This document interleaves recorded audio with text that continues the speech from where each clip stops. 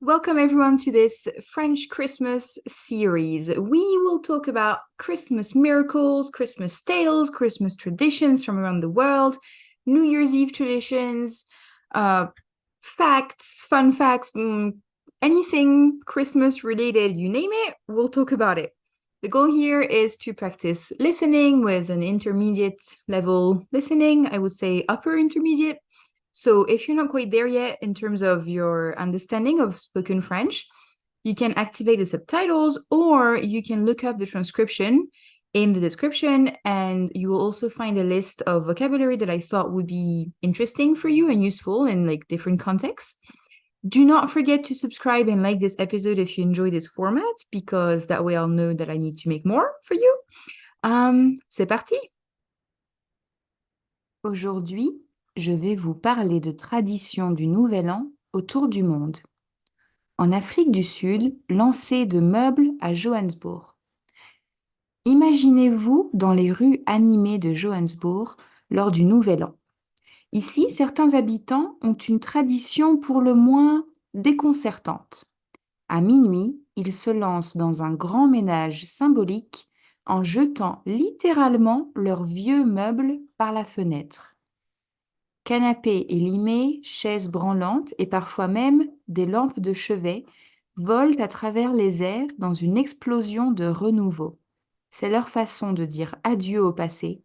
Mais attention où vous marchez. Un atterrissage imprévu de mobilier est toujours possible. En Grèce, suspendre des oignons à la porte. En Grèce, le Nouvel An est une affaire odorante. Les Grecs ont une tradition pour le moins piquante. Ils accrochent des oignons à leur porte d'entrée. Ces oignons, symboles de renaissance et de renouveau, ne sont pas là pour repousser les vampires, mais plutôt pour accueillir la nouvelle année. Le matin du Nouvel An, les parents pratiquent un rituel unique.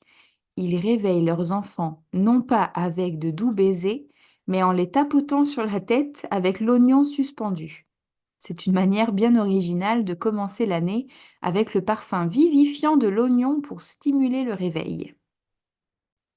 Au Chili, dormir dans le cimetière à Talca.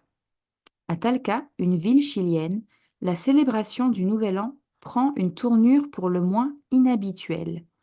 Certaines personnes passent la nuit dans le calme solennel du cimetière local. Ils emportent avec eux des couvertures et des bougies, s'installant confortablement à côté des tombes de leurs proches décédés. Dans cette atmosphère paisible, éclairée par la lueur vacillante des bougies, ils croient fermement que partager cette nuit avec leurs défunts apportera paix et bonne fortune pour l'année à venir. C'est une réunion de famille d'un genre très particulier, empreinte de nostalgie et d'espoir. En Finlande, molybdomancie, l'art de prédire le futur. En Finlande, la molybdomancie est une tradition du Nouvel An captivante et mystique. Juste avant que les horloges ne sonnent minuit, les Finlandais se rassemblent autour d'un bol d'eau, tenant dans leurs mains du plomb ou de l'étain fondu. Dans un moment de suspense, ils versent le métal liquide dans l'eau froide, observant avec émerveillement les formes capricieuses qui émergent. Chacune de ces formes, allant de figures abstraites à des silhouettes reconnaissables, est minutieusement analysée pour dévoiler les mystères de l'avenir.